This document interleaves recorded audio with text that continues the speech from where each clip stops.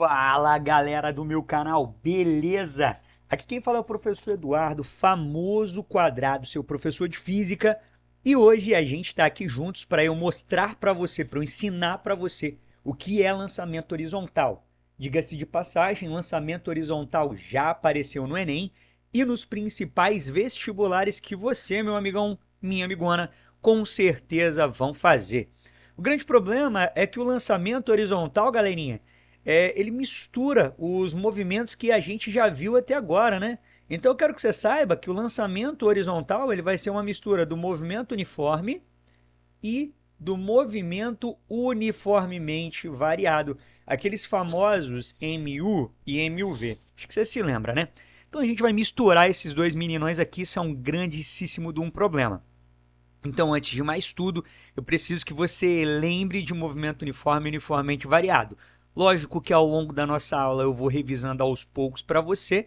É um resumo muito breve aqui. Os principais pontos de movimento uniforme e uniformemente variados vão ser colocados para você entender lançamento horizontal e arrebentar no Enem. Confie em mim, tá bom? Vamos à definição. Galera, o lançamento horizontal ele consiste basicamente em um projétil. Professor, o que é um projétil? Qualquer coisa que você jogue.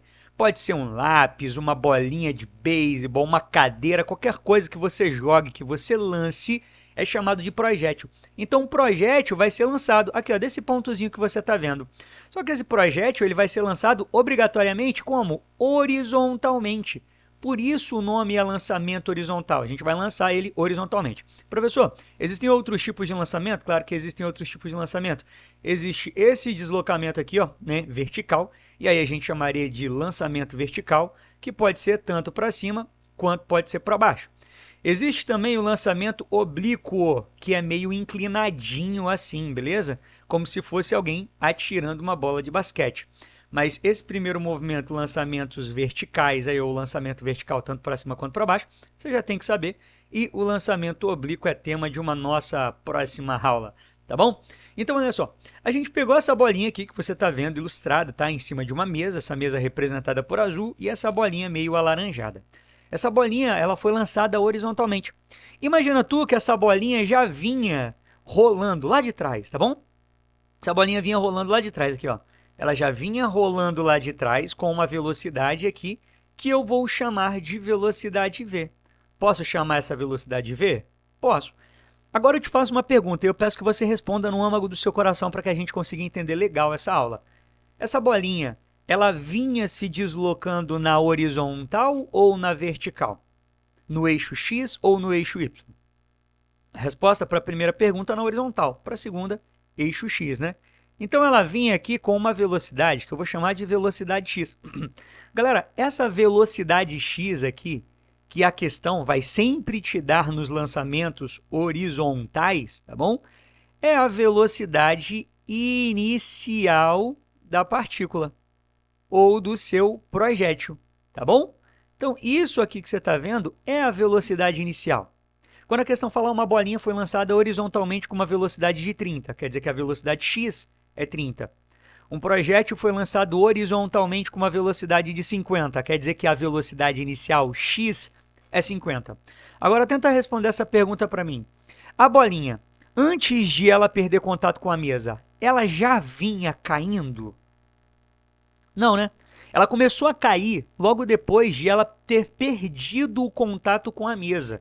Então, o que acontece, galera? Ela não vinha caindo, ela começou a cair depois de perder contato com a mesa. E a gente sabe que as coisas caem, né? Quando você solta alguma coisa no chão, por exemplo, olha aqui, ó, ela começa caindo. Só que ela começa caindo com uma velocidadezinha bem pequena. Essa velocidade pequena a gente chama de V0. V0y, tá bom? Porque ela cai na direção y. Conforme essa coisa que você soltou vai caindo, a velocidade dela fica cada vez maior. Olha lá, a velocidade vai só aumentando. Não é isso aí? Professor, por que essa velocidade vai só aumentando? Galera, essa velocidade aqui ela vai só aumentando por conta da aceleração da gravidade, que a gente sabe que vale aproximadamente 10 metros por segundo ao quadrado. Algumas questões pedem para você considerar 9,8, 9,81, mas, todavia, porém, entretanto, geralmente, essa aqui que é a indicada para você. Capite? Então, quando alguma coisa vai caindo, ela vai caindo cada vez mais rápido por conta da gravidade que vai puxando ela para baixo, né? Ou para o centro da Terra, mas não vamos nos prender nessas definições. Então, vou escrever o seguinte para você, olha, ela não começava caindo.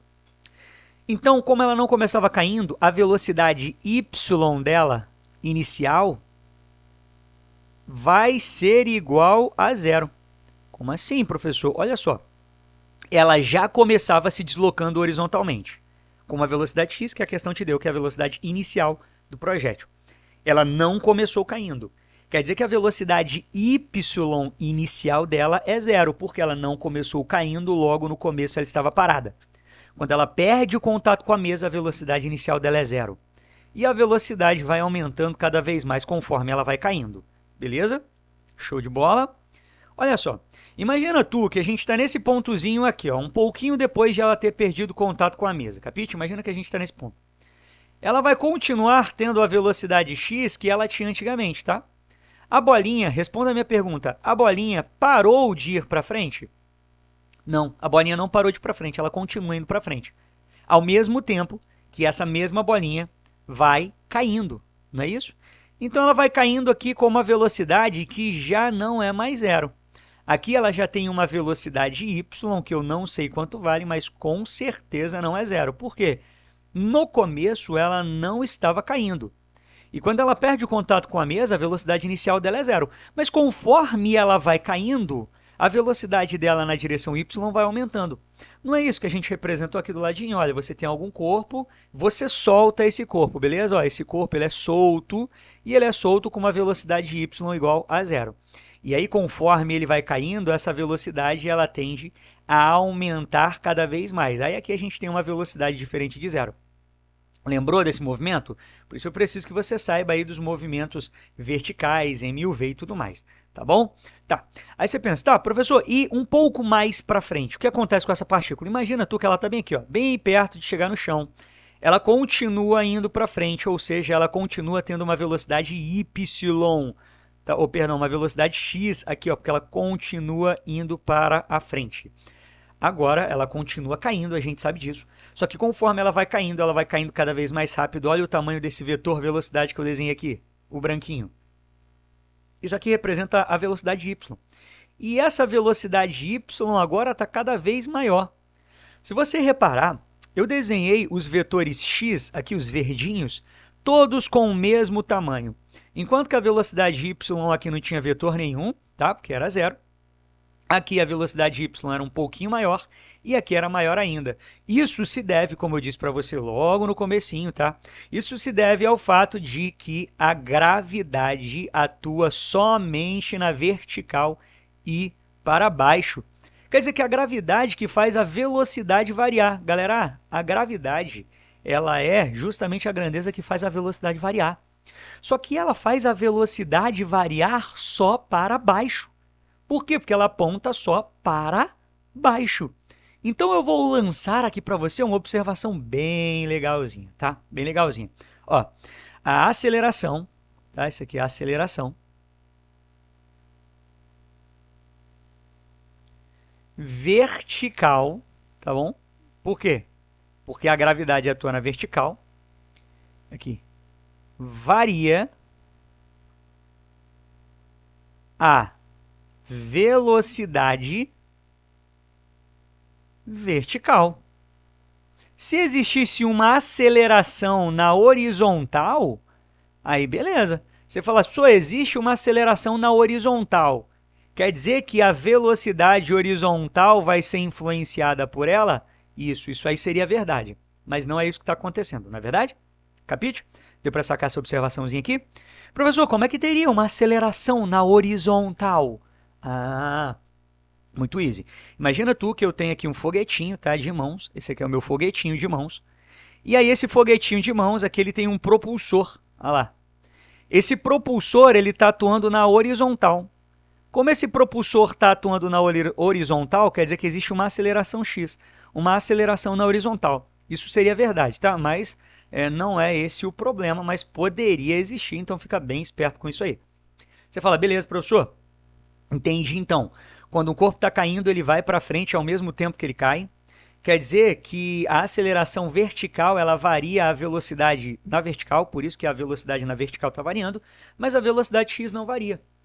É por isso que eu coloquei, meus filhotes, aqui em cima a diferenciação de mu e muv. Aqui, ó, uma das velocidades se move sempre em mu, outra das velocidades sempre em muv. Tá? Vamos entender melhor isso aqui? Pula para uma próxima página aqui para ficar legal para você. Olha só, uma observação que é bem importante, tá? Que você entenda, é que nesse tipo de lançamento ocorre um princípio bem legal, que é chamado de princípio da independência dos movimentos. Professor, o que é a independência dos movimentos? Esse princípio da independência dos movimentos, ele diz para a gente que a velocidade x ela é estudada separadamente da velocidade y. Professor, me explica um pouco melhor. Tá bom, vou te explicar. Olha só, quando a gente fala da velocidade x sozinha, ela é uma velocidade constante, tá bom? Então, naquele tipo de lançamento horizontal, que a gente estava descrevendo, que a gente ainda está descrevendo, ela é uma velocidade constante. Isso faz com que eu precise usar para a velocidade x todas as fórmulas do mu. Aí você fala, ô, professor, mas eu não vou analisar x e y juntos? Não, não vai. Você vai analisar primeiro x, depois você vai analisar y, ou primeiro você analisa y e depois você analisa x. A grande parada é que as fórmulas, tá, do movimento x, onde a velocidade é constante, são essas aqui. Ó. A principal delas, velocidade, é ΔS sobre ΔT. É a que a gente mais vai usar. Isso quer dizer que distância é velocidade vezes tempo. No lugar da distância, que é o ΔS, a gente coloca dx. Por quê? É um deslocamento em x. Eu estou estudando o movimento x. É igual a velocidade, só que é igual a velocidade x vezes o tempo. Galera, essa fórmula que você está vendo aqui, ó, ela é a fórmula que você vai usar no deslocamento horizontal. Quando você estiver analisando x, geralmente essa aqui é a única fórmula que você vai precisar usar. Capite? Olha que maravilha. Então, foca nela. Professor, e quando eu estiver analisando y, o que eu vou fazer? Ah, beleza. Quando você estiver analisando y, você vai fazer o seguinte, ó. A velocidade y, ela não é constante. A velocidade y, ela é variável. Então, a gente vai estudar o movimento da velocidade y como se fosse um movimento uniformemente variado. Por que como se fosse? Porque de fato é, tá bom? A gente não analisa as duas velocidades ao mesmo tempo, a gente analisa elas separadamente. Só que em cada momento que eu analiso uma das velocidades, eu tenho que entender que elas funcionam de formas diferentes. Para o movimento uniformemente variado, por exemplo, existem outras fórmulas que eu posso usar. Aquela fórmula vovó atrás do toco, lembra dela? A equação gigantesca, que é o sorvetão, sei que só vovó tem aquele troço quadrado rachado no meio. Olha lá. E tem aquela mistura dessas duas meninas. Qual é a mistura delas? Equação de Torricelli. Aqui, ó, equação de Torricelli é uma mistura delas que fala o seguinte: vovó mais dois amigos na cabana da suruba. Quer dizer, na cabana do sucesso. Tá bom? Vamos só relembrar o que significa isso. Velocidade final é igual a velocidade inicial mais aceleração vezes tempo. Posição final é igual a posição inicial mais velocidade inicial vezes tempo mais aceleração vezes tempo ao quadrado sobre 2. E Torricelli, que é a mistura das duas, velocidade final ao quadrado é igual a velocidade inicial ao quadrado mais 2 vezes aceleração vezes ΔS. Capite? Show de boletas? Maravilha isso aqui, não é? Você fala, professor, beleza, eu até entendi como é que isso aqui funciona, como é que eu vou analisar esses caras aqui de formas diferentes. Só que eu não sei como isso vai se aplicar numa questão. Então, galera, eu vou aplicar uma questão aqui para você, um exemplo, para a gente conseguir fixar esse conteúdo. E aí eu faço as últimas observações sobre o movimento horizontal para você, tá bom? Então, vamos lá. Exercíciozinho para ti. Imagina tu que você tenha aquele mesmo problema de um corpo sendo lançado horizontalmente. Então, a gente tem uma mesinha aqui, capite? Esse corpo está aqui, ó, e vai ser lançado horizontalmente por nós. Aqui, ó, este meninão. Vou fazer uma bolinha bonitinha aqui pra gente. Aí, ó, que maravilha. Essa bolinha, ela vinha rolando, e ela vinha rolando com uma velocidade constante. Então, ela vinha aqui, ó. A questão fala, olha, uma bolinha, ela veio rolando de uma mesa com uma velocidade, e aí eu vou colocar aqui de...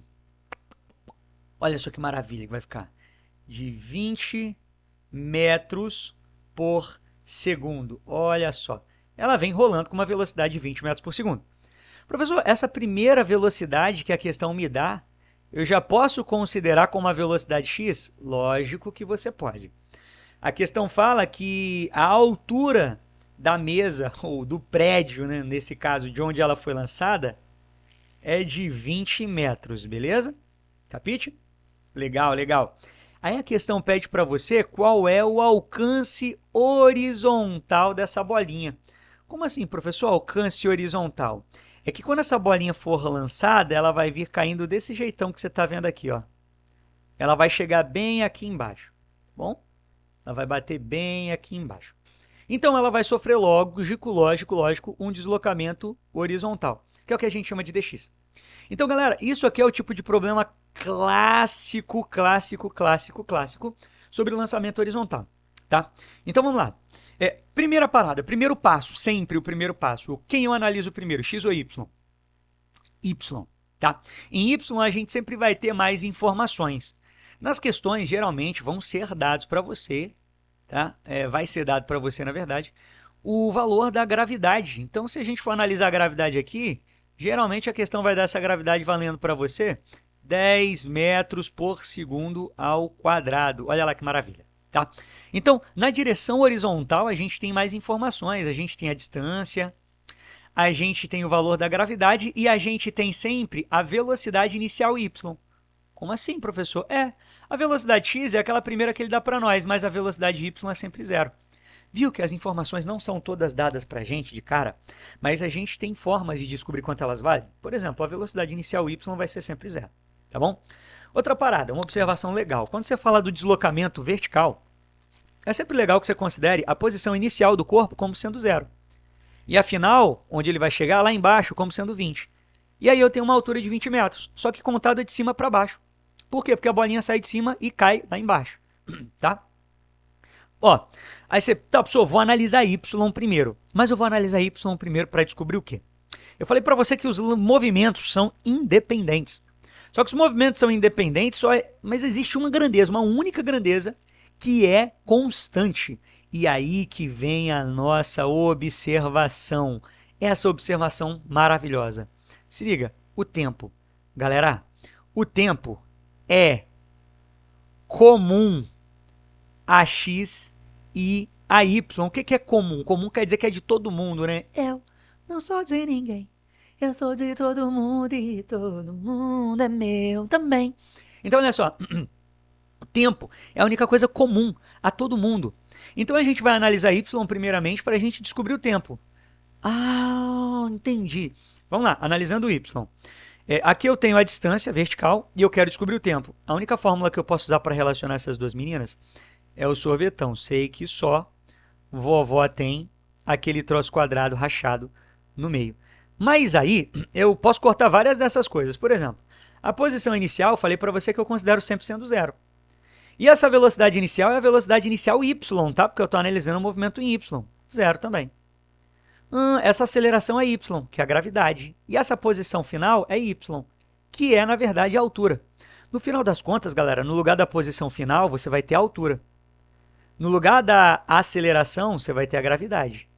O tempo ao quadrado sobre 2. Não creio, sim, creia. Isso aqui é uma fórmula que você vai poder usar na maior parte das questões sobre lançamentos horizontais. Olha lá.